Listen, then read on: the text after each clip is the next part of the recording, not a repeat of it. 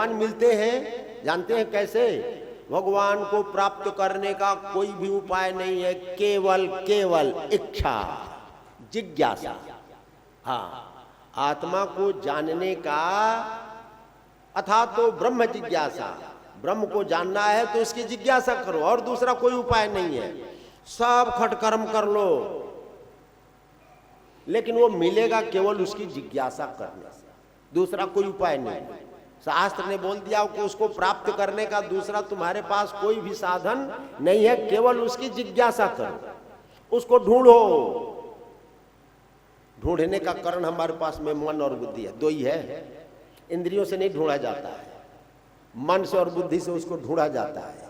अब देखिए ऐसा है कि ये जो मन और बुद्धि है जड़ है, तो हम लोग जब ढूंढने के लिए चलते हैं तो पहले इंद्रियों का सहारा लेते हैं। आंख से देखो ठाकुर जी को देखो, कान से उनकी कथा सुनो, जीभ से उनके नाम का कीर्तन करो।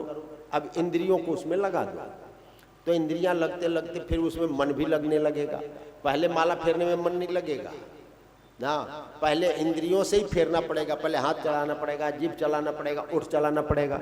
ये करण है हमारे पास में, तो उस करण के साथ फिर मन जुड़ जाता है, और मन के साथ फिर बुद्धि जुड़ जाती है। तो मन, बुद्धि और इंद्रियां तीनों मिल गए। अब तीनों मिल करके अब अपने कारण की ओर जाने लगे। अब कारण की ओर जाते जाते तो पहले इंद्रियों का व्यवहार छूट जाएगा, इंद्रियां शांत हो जाएंगी, फिर मन का व्यवहार शांत हो जाएगा, मन शांत हो जाएगा, और फिर बुद्धि शांत हो जाएगी। अब ये तीनों जब शांत हो जाएंगे तो उसी का नाम हो गया कैवल्य, यानी जहां बुद्धि व्यापार से विवर्जित हो जाए।